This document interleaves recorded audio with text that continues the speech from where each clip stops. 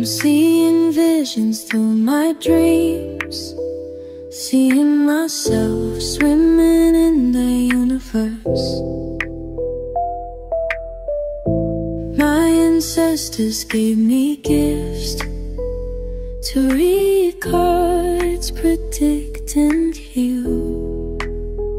My name is Daphne, but spirit calls me bye-bye love. Angels communicate through numbers. Intuition is so deep.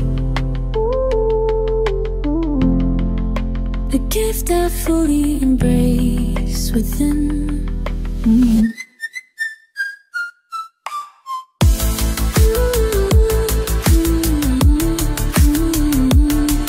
Hi everyone! Welcome po sa inyong almost personal readings. Of course, almost dahil hindi naman ito talaga requested or asked by a specific person, pero we're gonna be in details, no? I want you to know that this is a general reading. You may resonate po sa buong reading na ito or baka konti lang. So take what's only yours. And this is also a timeless reading. So kung kailan po kayo, kung kailan nyo ito mapanood, ano? So the message or the video is meant to find you. Princess of Coins. Probably we're starting to plan, or this is not just about planning. Planning is already done. So meron ng actions. Pero it felt like nagdadalawang isip tayo ngayon dito sa actions, no? Na pwede nating makuha with the 10 of Cups. Kasi certain tayo, no? About sa nararamdaman natin kay person. Pero nakakatakot kasi yung ma-feel natin yung rejection, no? So from what I am seeing, there's certainty deep inside of you of your emotion from your person, but you're kind of rethinking, no? Should I expose my emotion to my person because I feel like my person is not sure yet about me, no? Siguro medyo may pagka minsan si person is giving all in. Minsan naman is sobrang damot niya, no? So, we're not sure about doon sa ating totoo niyang nararamdaman. So, we're clueless with the Six of Swords. Pero ang nakikita natin dito, medyo, sige, sasakyan ko pa to, no? Yun yung ating iniisip. Bibigyan ko pa to ng time, no? Nakakainip ng kaunti, pero kaya pa naman, no? Willing to wait pa naman. Ayan. With the King of Wands. So, I feel like meron naman ding reciprocation in a way. Kaso, feeling ko medyo bumaba, no? Yung pagiging expressive, no, ni person. So, nung una, medyo okay tayo eh. Ngayon, medyo kinakabahan tayo kasi parang medyo nawala yung medyo tumahimik siya ng bahagya or talagang tumahimik siya, no? It can also be less communication to no communication. Sabihin natin at first, syempre may nararamdaman ka kay person. Si person sinakyan. So parang nabuhayan tayo ng loob, 'di ba? Meron tayong, may pag-asa. Yun yung ating nafi-feel nung una. Habang nagtatagal, napapansin mo si person patamad ng patamad. Ngayon hindi ka na sure. Baka mamaya kapag naman idinaretso ko to, ako yung masaktan, no? With the 10 of Coins, marami ka pa sanang gustong ibigay, marami ka pa sanang gustong i-offer, marami ka pang gustong gawin at ma-experience kay person, no? This is not just about um, taking. Nandito ka rin para mag-share, no? Ng iyong sarili, ng iyong experience with the Nine of Cups. Ang nakikita natin dito parang sinasabi konting push pa, no?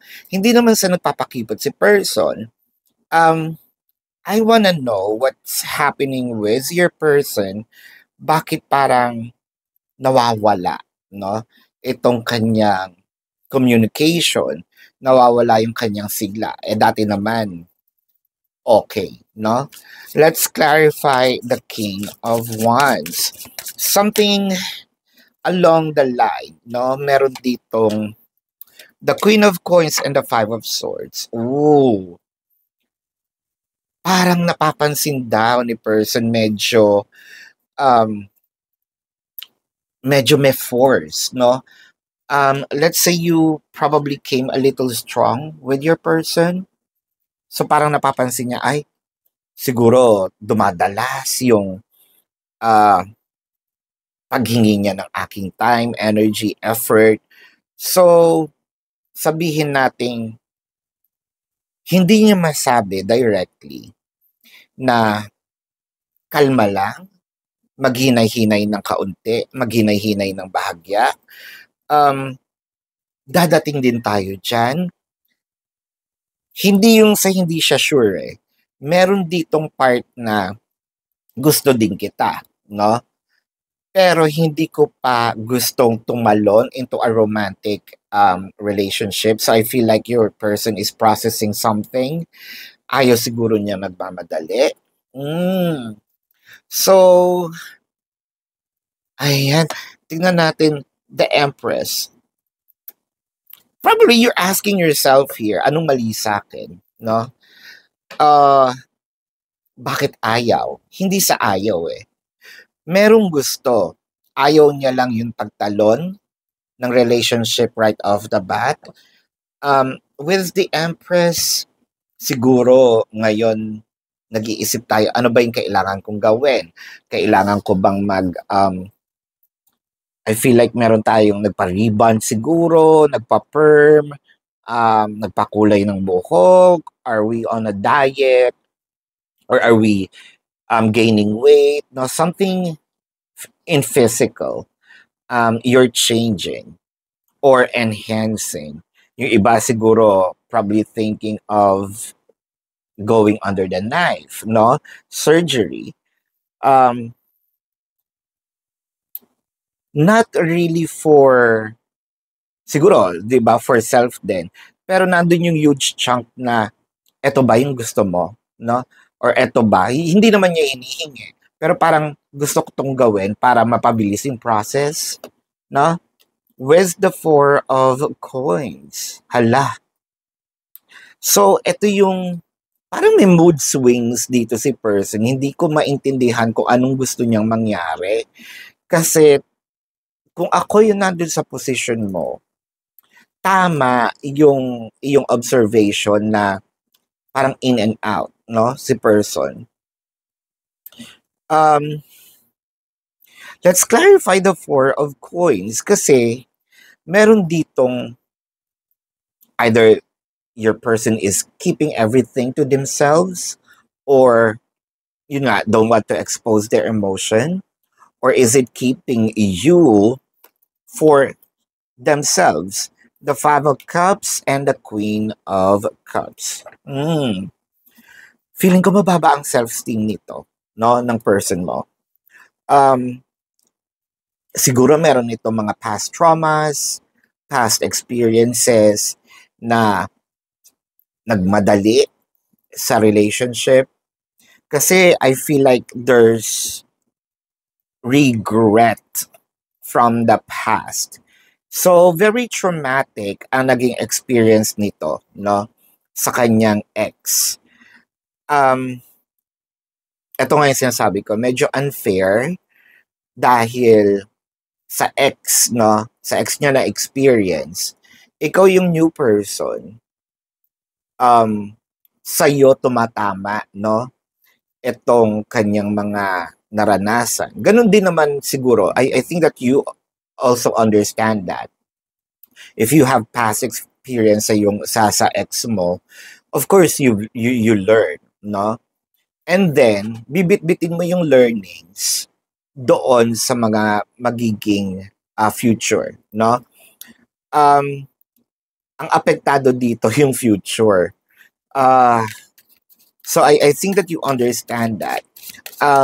I think that we also, or this person also needs to heal the past dahil medyo um naapektuhan ka. Naapektuhan yung pwede mong ma-experience. With the Two of Cups. Two of Cups, ito yung gusto mong mangyari. Magkaroon ng commitment, no? Kung wala kayong label, gusto mong magkaroon na ng label. Kung magjowa kayo, gusto mong somewhat, no, maging committed, cohabitation, proposal marriage as well, no? Um, ang ayaw mo dito yung mananatili siyang ganyan, no? Yung urong-sulong ba, no? With the Emperor. With the Emperor. Emperor kasi, ito yung parang always in order. Always observing, not in a, hindi basta-basta yung, oh, there's a fight, no? There's a war. Susugod bigla, no? The Emperor kasi is just watching eh. Sa kanyang nasasakupan, no? Kumbaga nakikiramdam. Emperor is higher than a king, much wiser, much experienced, and always using their mind over their heart. So I feel like etong person mo masyadong nagiging logical, no? Kaya medyo logical because of the past experiences. So, kaya hindi siya masyadong nagiging, um, kumbaga, pwede rin tinetest yung relationship. That's also one of the ginagawa ng Emperor, no? Para alam niya kung kailan siya aatake. My 2 cents in here is ipagpatuloy mo lang. It could also be a test that the Emperor is doing, no? To see kung ano nga ba ang lagay nga, no? Kung ikaw ba'y seryoso din sa kanya, no? I think that your person is having their own time, pace, and observation prior making a conclusion. Kasi si Emperor naman hindi yan nagjo-joke din, no? Bihira, no? Pero yung para laruin itong battle of love na hindi, nunca, no? Yun nga lang, gusto niya lagi in order. So gusto din niya makita yung focus mo, no, yung pagkaseryoso mo before this person's going to give in. Yan ang iyong reading. So if you're having what? Kung ikaw ay nauurot na hindi makapag-antay or gusto mo ng mahabang patience, no? Or attract your person, yeah, you can buy a rose quartz from me. Ayan, that might going to help. And if you have some questions with this reading, I want you to know na sa description box po ng video na ito that there is a link. Click the link, you will be routed to my website. Nandun po yung name, number, QR code, amount per question. Take advantage of the 4 questions plus 1. Discounted na po yun. And if you want to book a private reading, nandun din po siya sa description box ng video na ito. So let's check now the zodiac sign of your person. This can be their sun sign or a placement in their chart.